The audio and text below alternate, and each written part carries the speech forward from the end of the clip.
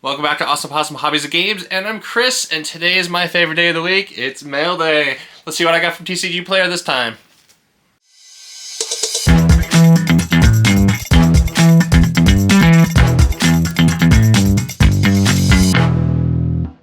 So here are the cards out of the packages. I'm ready to rock and roll. So we're going to start with lands. This one's the Wordless Fabled Passage. It's a land. Sacrifice Fabled Passage, search your library for a basic land. Put it on the battlefield tapped, and then shuffle your library. Then if you control 4 or more lands, untap that land. Great card. Foil Sulphur Falls. I had to buy a foil one because they did not have any borderless ones. I'm all about the borderless lands. Come on, Wizards, make this cycle with borderless. Sulphur Falls. Sulphur Falls enters the battlefield tap unless you control an island or a mountain. And it produces a blue or a red. Storm-Carved Coast. Borderless from... this one's from the Doctor Who set. Storm-Carved Coast enters the battlefield tapped unless you control 2 or more other lands. If taps produce a blue or red. This is going in my Doctor Who 10th Doctor deck. Is it Boilerworks? Enters the battlefield tapped, and then as it enters the battlefield, you return a land you control to your hand, and it taps to produce a blue and a red. Awesome land. Nero Wild Mage. 1 blue, 1 red, 4 colorless. It's a 2/7 legendary creature, human elf shaman. Whenever you cast a spell, you may put it on the bottom of your library. If you do, reveal it from cards from the top of your library until you reveal a non-land card. You may cast that card without paying its mana cost. Then put the rest at the bottom of your library in random order. This ability only triggers once each turn. So you cast a spell.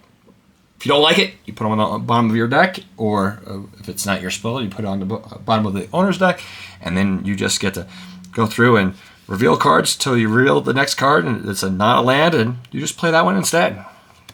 Kind of a fun card.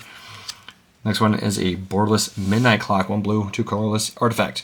It taps to produce a blue, 1 blue, 2 colorless, put an hour counter on Midnight Clock. At the beginning of each upkeep, put an hour counter on Midnight Clock. And when the 12th hour counter is put onto Midnight Clock, shuffle your hand in your graveyard into your library, then draw 7 cards, and then you have to exile this card. Great card. It's one of the few 3-drop mana rocks that I like. It's a good one, though. Mystical Tutor, 1 blue. It's this one's a borderless instant. Search your library for an instant or a sorcerer card, reveal it, and shuffle it, put it on top of your library. Good way to go get cards that make your combos go off. Next one is Jonathan Harker, otherwise known as Jacob Harkin in Inspector. It's a 1 blue, 1 colorless, 0/2 legendary creature, human advisor, and then you can tap, draw a card, and then exile a card from your hand face down. You may look at the card as long as it remains exiled. You may pay 2 blue, 4 colorless. If you do, you get to transform Harkin Inspector, and it becomes Harker's Obsessive Inquiry, which is Harkin's Insight. It's a legendary enchantment. At the beginning of your upkeep, you exile the top card of your library face down. You may look at that card as long as it remains exiled. Once during each of your turns, you may play a land or cast a spell from among the cards exiled this way without paying its mana cost. So yes, it's another way to be able to draw some extra cards and play them for free. Next card is Mnemonic Deluge. 3 blue, 6 colorless sorcery, exile target instant or sorcery card from a graveyard. Copy that card 3 times.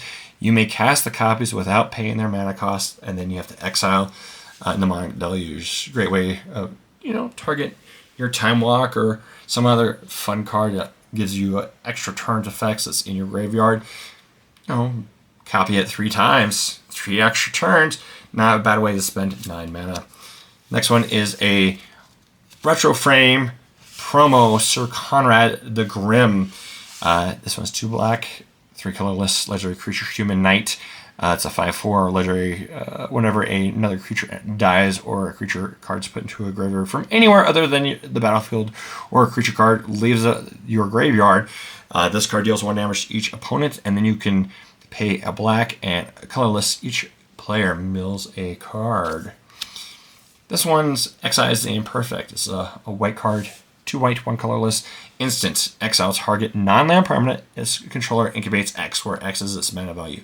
Yes, it gives your opponent some kind of creature. Well, it's not quite a creature. It's going to be an incubate token that they could turn into a creature for 2 colorless mana, but it's any non-land permanent. So, I had to buy a full play set because I plan on putting that in a few different of my decks that have white for commander, because I'm really sick of enchantments. When I have Swords of Plowshare in my hand, I need to get rid of an enchantment. This card does both. Next card is No Witnesses, 2 white, 2 colorless sorcery. This one's from new Murders at Karlov Manor. Each player who controls the most creatures investigates and then destroy all creatures. It's a great breath effect. I'm going to be putting this in my standard deck. So we're going to be replacing some of the other cards. Yeah, it's not bad. Reenact the Crime. This card's fantastic. Right now, I believe I got these for, I don't know, a couple bucks each. Go out and buy them. These are fantastic. I cannot say this enough. I think that these will just go up in value from here on out, because for 3 blue mana, 1 colorless, it's an instant. Exile target non-land card in a graveyard that was put there from anywhere this turn. Copy it. Cast a copy without paying us mana cost. So it's a great way of cheating cards into play that are difficult to cast. Overall, it's a fantastic card. There's great ways to abuse other cards by discarding with the Surveil lands or discarding them with discard effects from your hand. Or if you mill up cards from the top of your deck, it's so many ways of making this card be incredibly useful. So I got a couple copies. I need to get a few more. Plarg and Nasari, another great commander deck card. 2 red, 3 colorless, legendary creature, Orc Efreet, 5/4. At the beginning of your upkeep, each player exiles cards from the top of their library until they exile a non-land card. An opponent chooses a non-land card exiled this way. You may cast up to 2 spells from the other cards exiled this way without paying their mana cost. Yep. So as long as this thing's in play, you're able to get free spells. And free spells are amazing. And if you have 2 or 3 other opponents, the card gets even better, giving you lots of options. I recommend that almost in any red deck. Urgent Necropsy, 1 black, 1 green, 2 colorless. It's an instant. As an additional cost to cast a spell, collect evidence X, where X is the total amount of value of the permanents the spell targets. Destroy up to 1 target artifact, up to 1 target creature, and up to 1 target enchantment, and up to 1 target planeswalker. So this thing can kill all kinds of things for 4 mana. As long as you have a graveyard full of high casting cost things, it just annihilates your opponent's board. The one negative thing about it is it gets rid of things from your graveyard, and if you're playing Gruul, or like I was thinking about playing this in a CDC deck, it ruins all the things that you've put in your graveyard that you're trying to achieve. But it removes things. There's all kinds of things that rely on removing things from graveyard, so it might have some potential there here in the future. But right now, I'm gonna look at it and see if I'm gonna end up playing it. Probably not, but it's worth playing around with. And the next one is I got 3 copies of Possumer's Midnight's Light, 2 white, 1 green, 2 colorless. It's a 3/2 legendary creature elf scout with lifelink. And when it enters the battlefield, you get to create a 5/5 green and white legendary creature token named Voja Fenstalker.